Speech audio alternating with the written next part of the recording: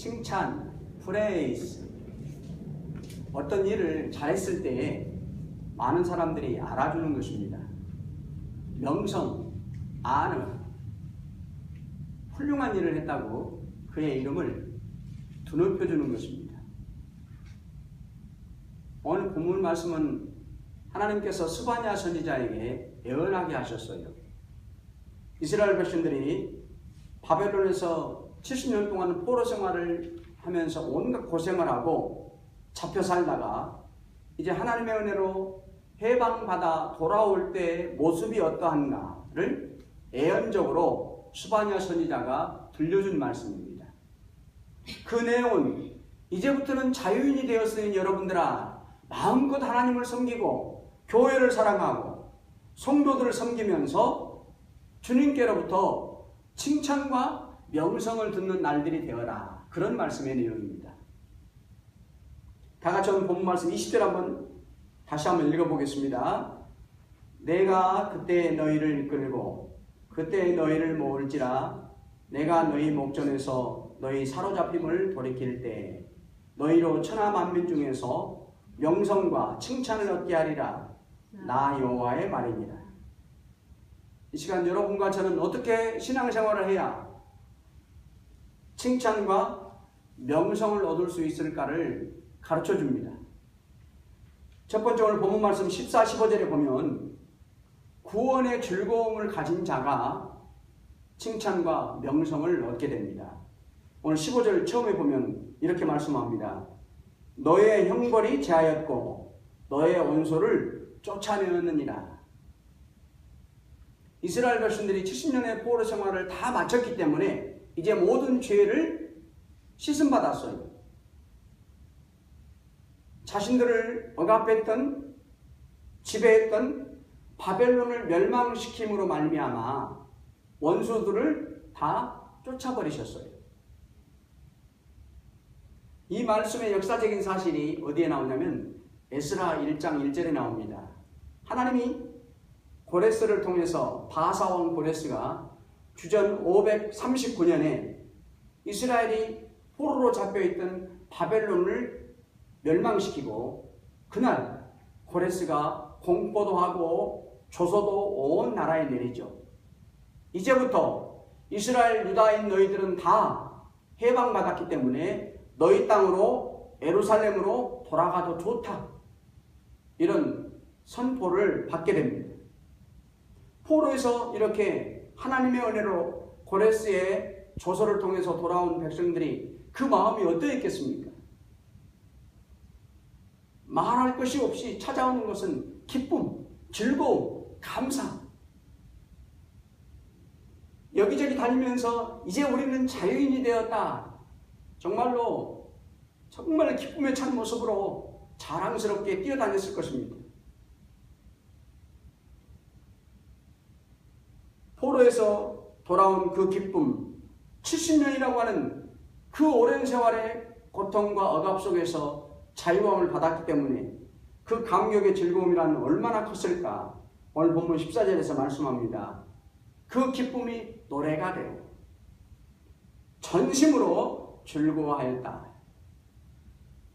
늘 입만 벌리면 노래로 그 기쁨과 즐거움을 부르고 다녔다는 거예요. 여기에 담겨있는 영적 교훈은 여러분과 저에게 맛보아야 하는 영생의 구원의 기쁨을 말합니다.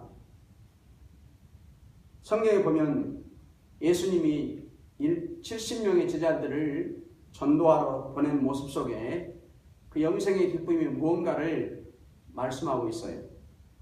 이 70명의 제자들이 열심히 나가서 복음을 전하고 많은 사람들을 구원해가지고 돌아올 때 아주 기뻐서 오죠. 예수님, 우리가 가서 복음을 전했더니 믿지 않는 사람들 속에 있는 사탄이 다 떠나가고 많은 사람들이 예수님을 믿겠다고 결심했습니다. 그때 예수님이 그들에게 이런 말씀을 하죠. 너희들아, 그 기쁨도 기쁨이다마는 진짜 너희들이 기뻐야 할 것은 따로 있다. 바로 너희들이 복음을 전했을 때 귀신들이 항복하는 것으로 기뻐하지 말고 너희 이름이 하늘에 생명책에 기록된 것으로 기뻐하라.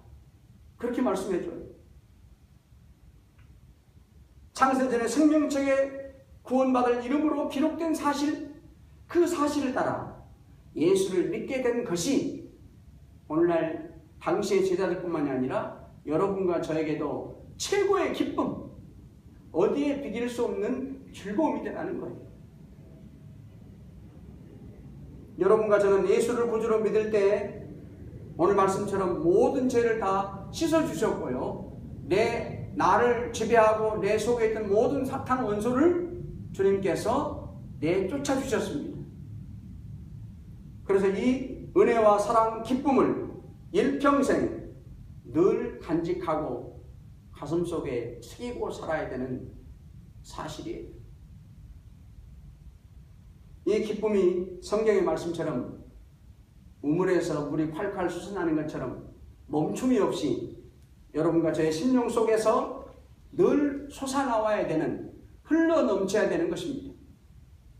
이제 구원을 받은 성도가 어떻게 해야 칭찬을 들을 수 있을까? 오늘 말씀처럼 명성이 드높여질 수 있을까? 그것이 사실은 여러분과 저에게는 더 중요합니다. 요한복음 4장에 나와 있는 사마리아 여인의 모습 속에 우리가 복음을 전함으로 칭찬과 명성을 얻는 법을 배우게 됩니다. 이 여인은 밥을 지으러 왔죠. 가족들 점심을 해줄러 물동이를 메고 우물가에 왔어요. 그런데 돌아갈 때에는 진짜 목적을 잊어버리고 물동이를 내버려 두고 돌아가요. 왜 그렇게 되었습니까?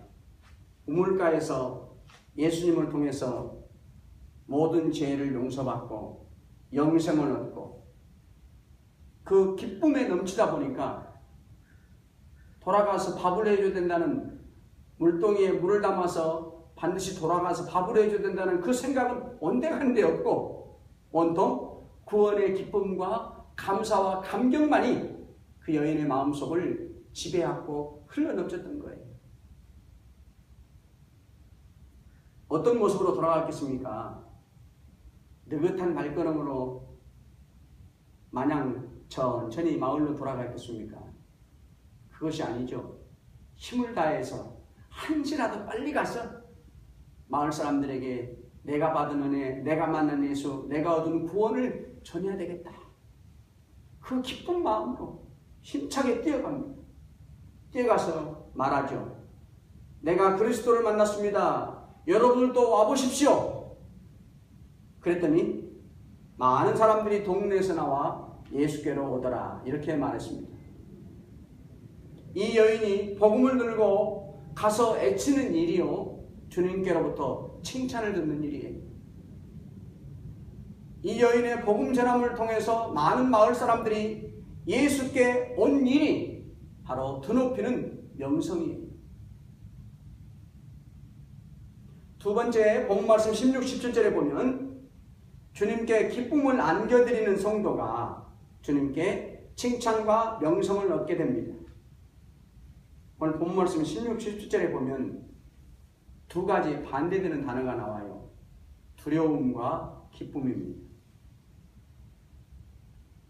두려움이 변해서 기쁨으로 바뀌어요. 그 비밀이 있습니다. 오늘 17절 처음에 보면 너의 하나님 여호와가 너의 가운데 계십니다. 두려움이 기쁨으로 바뀔 수 있는 것은 두려움과 기쁨 사이에 우리 하나님이, 전능하신 하나님이 계시다고 하는 거예요. 뭐 하려고 주님이 계십니까? 나의 두려움을 바꾸어서 기쁨을 누리게 하시려고 주님이 계시는데, 그 주님이 바로 나에게 지금 주신 두려움과 염려를 변하여 기쁨으로 바꾸시는 섭리 가운데 나를 사용하신다는 거예요. 그러려고 주님이 여러분과 저에게 때로는 지금 두려움 가운데, 염려와 근심 가운데 살게 하시는 거예요. 주님의 섭리는 그 속에 계심으로 말미암아, 나와 함께 계심으로 말미암아 두려움이 변하여 기쁨으로, 감사로 달라지게 하신다는 거예요. 이스라엘 백성들이 애굽에서 나와가지고 430년 만에 나와가지고 생각해 보세요. 큰 두려움이 찾아오죠. 홍해에 다다를 때. 왜 두려움이 찾아왔냐면 애국 군사들이 막 따라왔어요. 이제 떠나라고 말할 때는 언제고 다시 군사들을 보내서 추격해 오는 거예요. 다시 잡으려고. 그래서 가까스로 홍해에 도착했지만 건너갈 수 없는 큰 홍해가 가로막혀 있어요. 그래서 이스라엘 백성들은 큰 두려움에 떨게 됩니다. 하지만 그런 상황 속에서 절망과 좌절로 영영 주저앉아서 모든 것을 자포자기하지 않아요. 대신에 하나님께 부르짖어 기도하죠. 그때 하나님이 두려움에 근심에 떨면서 하나님 앞에 기도하던 애굽에서 나온 이스라엘 백성들에게 이렇게 말씀을 들려주십니다. 내가 애굽 사람들의 마음을 강팍해 할 것인즉 그들이 그 뒤를 따라 들어갈 것이라. 내가 바로와 그 모든 군대와 그 병과 마병을 인하여 영광을 얻으리라. 애국 군대와 마병이 영광을 얻게 했어요. 이런 어려움들인 원수의 세력들이 있을 때 여러분과 저는 오히려 반대로 하나님 앞에 영광을 돌려드리게 되는 기회라는 것이에요. 물론 이런 큰 두려움과 근심이 없어도 얼마든지 우리는 영광을 돌려드리면서 살고 있습니다.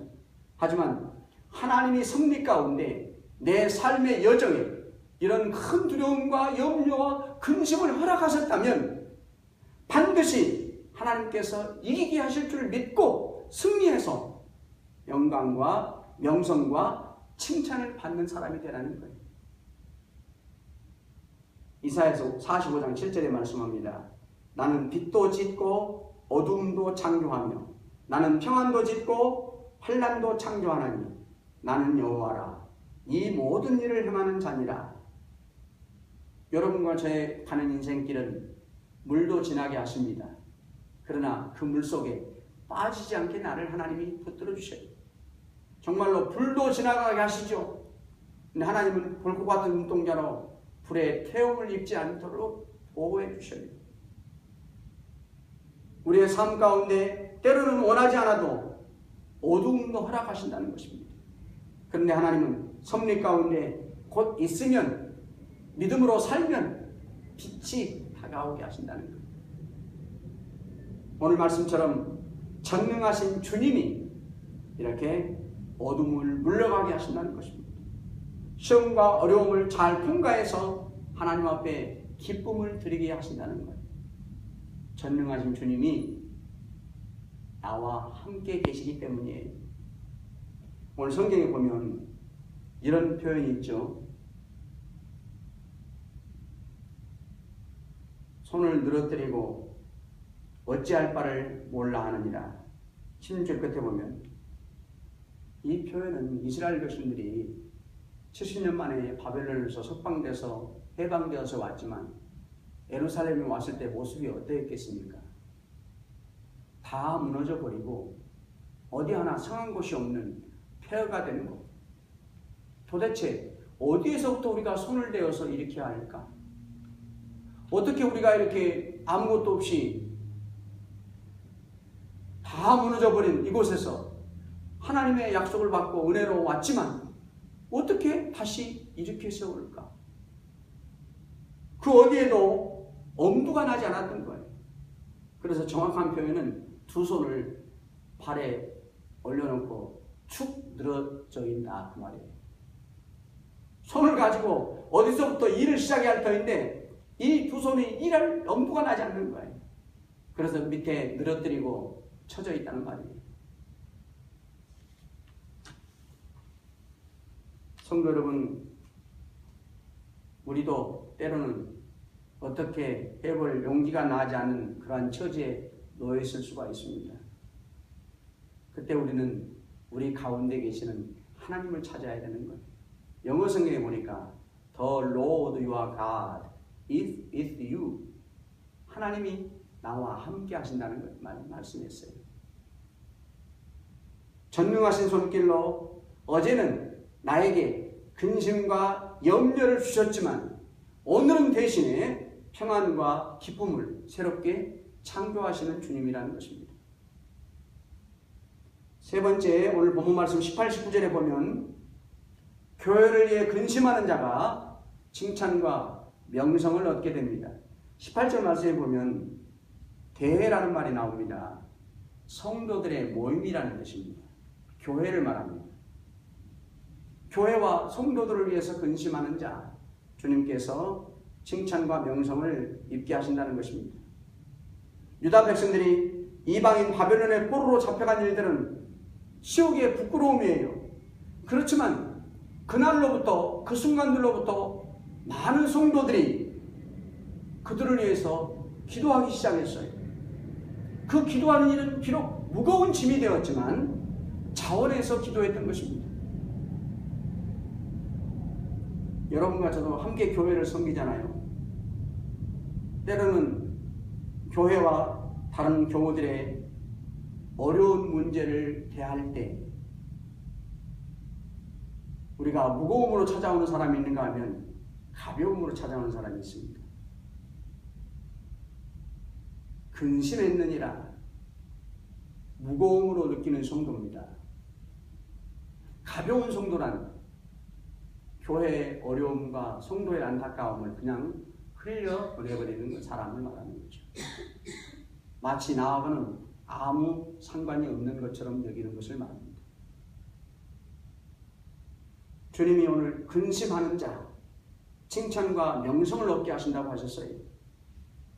나의 아픔으로 내 어려움보다도 더 크게 교회의 문제와 성도들의 어려움을 붙들고 영적 무거운 짐을 지고 함께 가라는 거예요.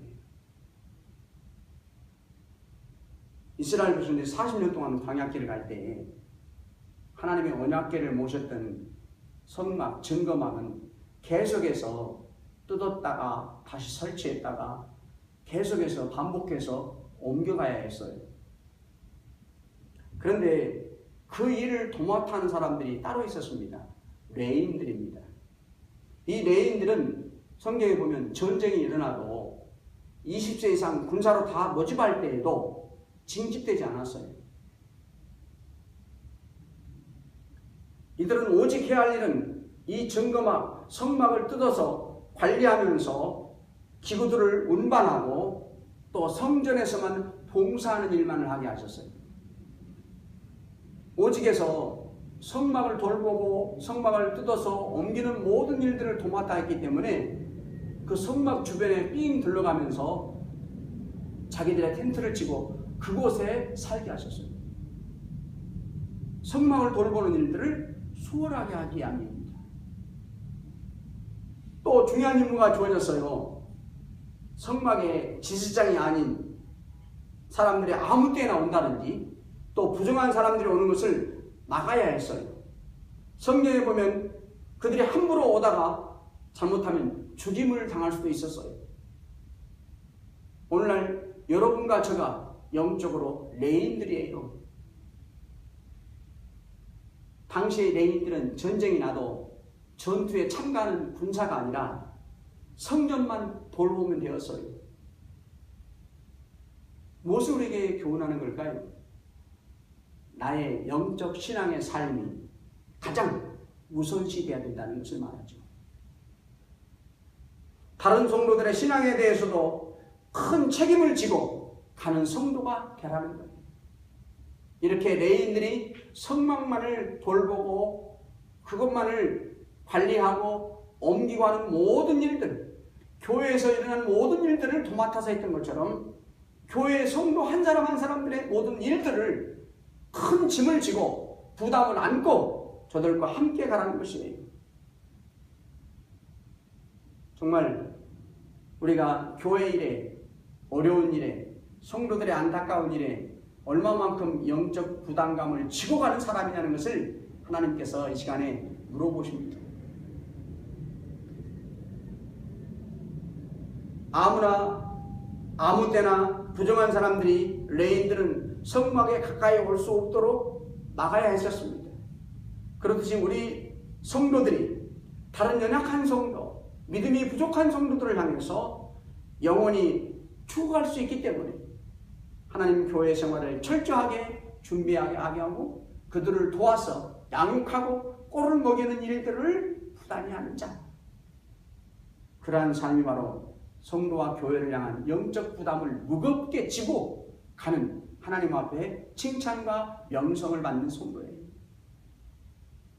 고린도후서 9장에 보면 바울이 가난한 마게도냐 교회를 돕기 위해서 고린도 교회가 많은 구제헌금을 모아서 가지고 가는 내용이 나옵니다. 그런데 바울은 고린도 교회가 모아는 그 구제헌금이 하루아침에 그냥 당장 모아서 가져간 게 아니고요. 장장 1년 동안 조금씩 오랜 시간 동안 정성과 사랑으로 모아놨던 것을 가져간다고 말했어요. 정말 우리가 이렇게 교회를 사랑하는 마음, 연약한 성도들을 돕는 영적 부담은 시간과 정성과 사랑을 많은 것을 쏟아부어가면서 많은 시간을 들여가면서 그 일을 감당하는 자가 되라는 것입니다.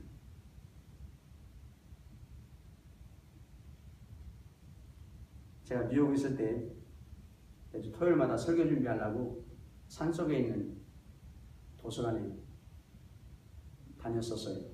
지하에 내려가면 독방이 있었거든요. 어느 날 겨울에 한번 가는 날 가니까 문이 잠겨 있어요. 보통 9시 반이었는데 날씨는 춥지요. 평소 같으면 문 앞에 문 열 시간이 별로 안 남았으니까 문 앞에 있는 의자에 가서 앉아서 기다렸었어요. 그날은 너무 춥더라고요. 한 손에는 도시락 가방이 들려있고 한 손에는 책, 컴퓨터 무겁게 들려있는 거죠. 평소에는 다 의자에 놓고 잠깐 기다렸다가 문 열리면 쏜살같이 달려들어가죠. 방을 먼저 차지해야 되니까. 근데 그날은 추워서 이런 생각이 들어요. 그 무거운 가방을 양쪽에 메고 앉아있질 않았어요. 서 있었고요. 여기저기 계속해서 걸어다녔죠. 왜 제가 그렇게 했어요? 내 몸의 운동을 통해서 열기를 유지하려고 했던 거예요. 몸의 건강을 감기 안 걸리고 지키고 싶었어요. 그래서 성령께서 그 순간에 감동하세요. 아, 그렇구나. 내가 이렇게 그냥 내 몸을 지키려고, 건강을 유지하려고 내가 스스로 원해서 그 무거운 가방을 일부러 메고 움직인다는 거예요. 정말 차가운 교회에서 들려오는 어두운 소리, 성도들에게서 냉랭한 소리, 정말 믿음이 없는 부족한 소리, 그러한 소리가 내가 원하지 않았지만 영적으로는 무거운 부담이 양쪽에 맨 가방과 같죠. 그러나 그것을 메고 내가 스스로 원해서 그들을 위해서 기도하고 그들을 사랑하고 그들을 권면한 일을 하는 것은 나를 영적으로 강건케 만들어주시는 비결이구나 하는 것. 그것이 자원함이었어요. 내가 스스로 일어나서 운동을 하는 것처럼 영적으로 내가 기도하고 영적으로 말씀으로 권면하고 저들을 위해서 사랑을 베푸는 일, 나를 영적으로 건강하게 만드는 일이라는 거예요. 그러한 깨달음.